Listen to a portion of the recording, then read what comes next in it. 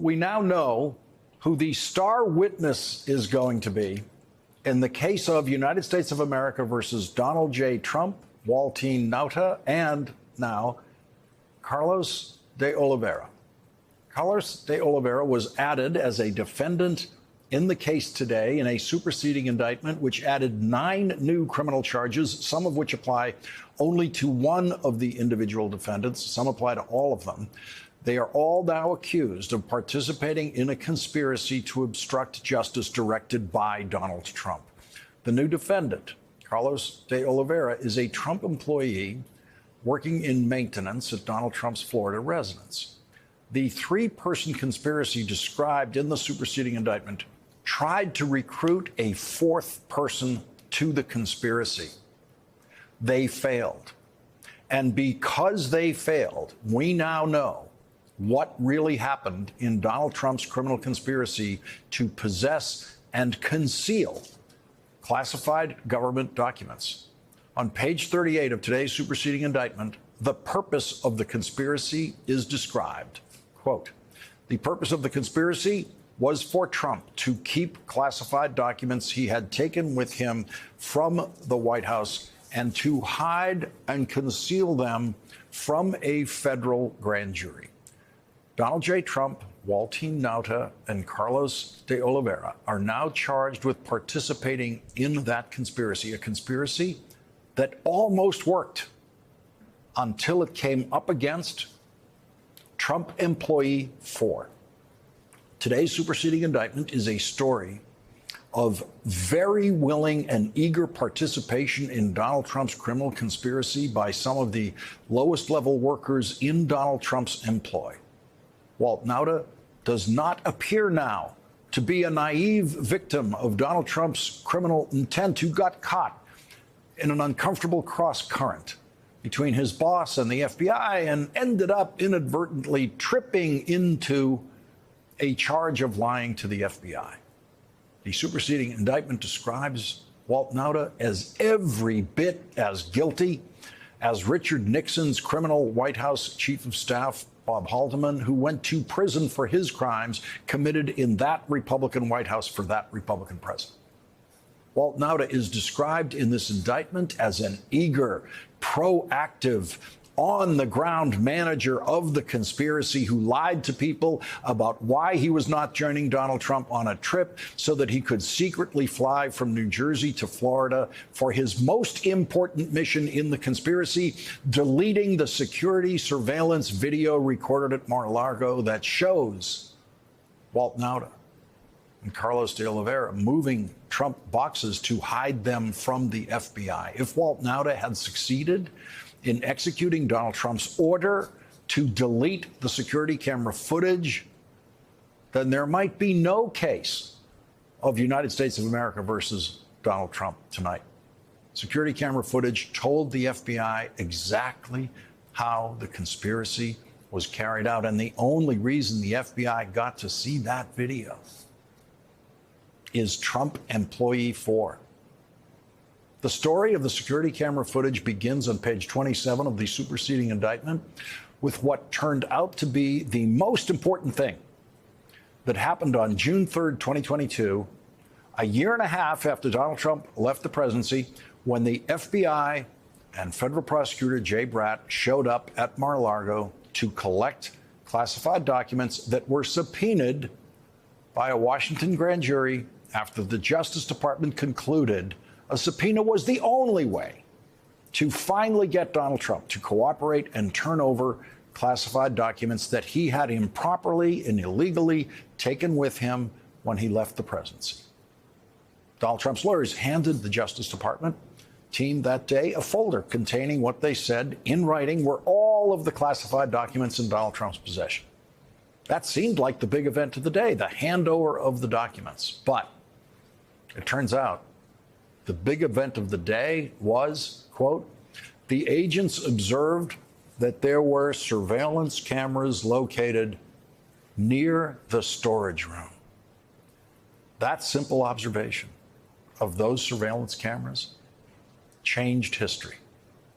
19 days later, the Justice Department emailed to a Trump attorney, quote, a draft grand jury subpoena requiring the production of certain security camera footage from the Mar-a-Lago club, including footage from cameras on ground floor basement where the storage room was located. The next day, at 8:46 p.m., Trump called De Oliveira, and they spoke for approximately 24 minutes. So the day after Trump lawyers are told that the Justice Department is going to subpoena the video footage, Donald Trump calls Carlos de Oliveira and speaks to him for 24 minutes. The day after that, the Justice Department emailed the final, actual, real grand jury subpoena, which required the production of any and all surveillance records, videos, images, photographs, and or closed-circuit TV from internal cameras. That same day, at 1:25 p.m., Donald Trump's lawyer spoke with Trump by phone regarding the subpoena for security camera footage. And 2 hours later, Walt Nauta received a text message from a coworker, Trump employee 3, indicating that Trump wanted to see Nauta.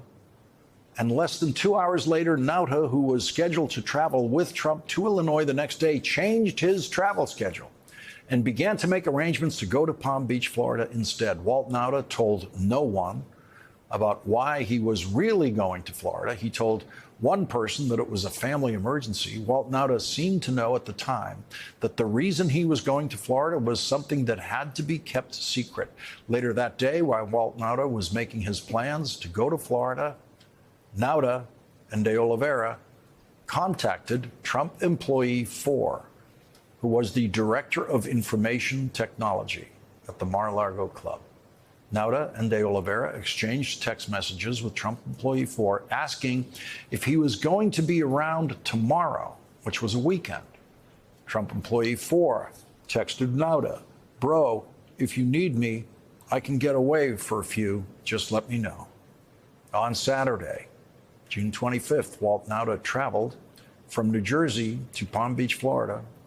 Carlos de Oliveira told another Trump employee that Nauta was coming down, but he asked that employee not to tell anyone that Nauta was coming down because Nauta wanted the trip to remain secret.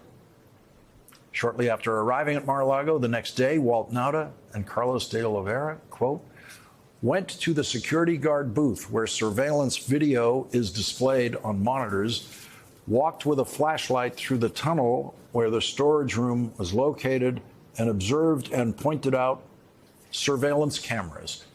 The only reason we know that they did that is that the security camera video was not deleted, even though Donald Trump and Walt Nauta and Carlos de Oliveira tried to delete that video in criminal defiance of a federal subpoena for that video.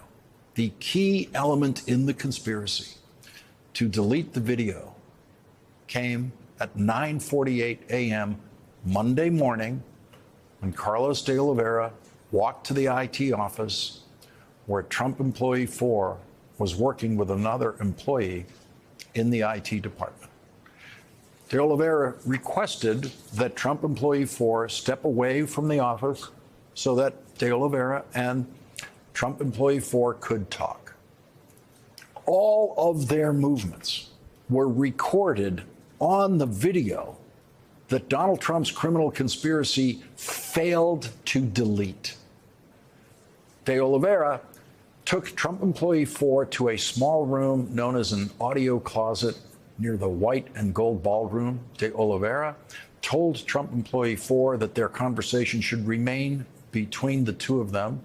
De Oliveira asked Trump employee 4 how many days the server retained footage. Trump employee 4 responded that he believed it was approximately 45 days. De Oliveira told Trump employee 4 that the boss wanted the server deleted. And here was Trump employee 4's moment in history, whether he knew it or not. Trump employee 4 could eagerly join Walt Nauta and Carlos de Oliveira's apparent eager participation in Donald Trump's criminal conspiracy. Trump employee 4 could do what the boss wanted, which is what all Trump employees are always supposed to do. In Trump world, it's always about what the boss wants and nothing else. And employees are hired by Donald Trump in the hope and belief that he is hiring and finding the kinds of employees who will do whatever the boss wants, no matter what, whether it is legal or illegal.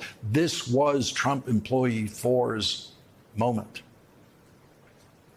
He could make the conspiracy work. He could prevent the FBI from ever knowing the truth about the way the boxes were moved to prevent materials from being handed over to the FBI, subject to a federal subpoena. Trump employee 4 could commit a crime for the boss or do the right thing. De Oliveira told Trump employee 4 that the boss wanted the server deleted. Trump employee 4 responded that he would not know how to do that and that he did not believe that he would have the rights to do that. Trump employee 4 told De Oliveira that De Oliveira would have to reach out to another employee who was a supervisor of security for Trump's business organization.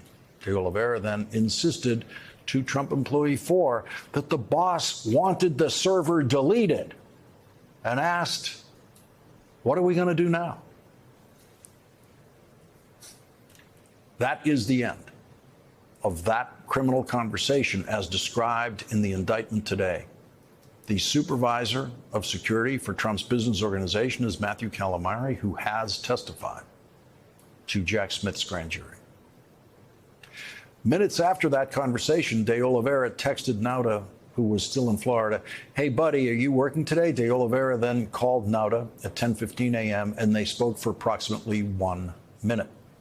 The security camera video, which Trump employee 4 refused to delete, shows De Oliveira walked through the bushes on the northern edge of the Mar-a-Lago Club property to meet with Nauta on the adjacent property, then walked back to the IT office that he had visited that morning, and then walked again through the bushes on the northern edge of the Mar-a-Lago Club property to meet with Nauta on the adjacent property. So there's the video showing Carlos de Oliveira discussing the failed mission to delete the video with Walt Nauta and then walking back to the IT office, presumably to try one more time with Trump employee 4.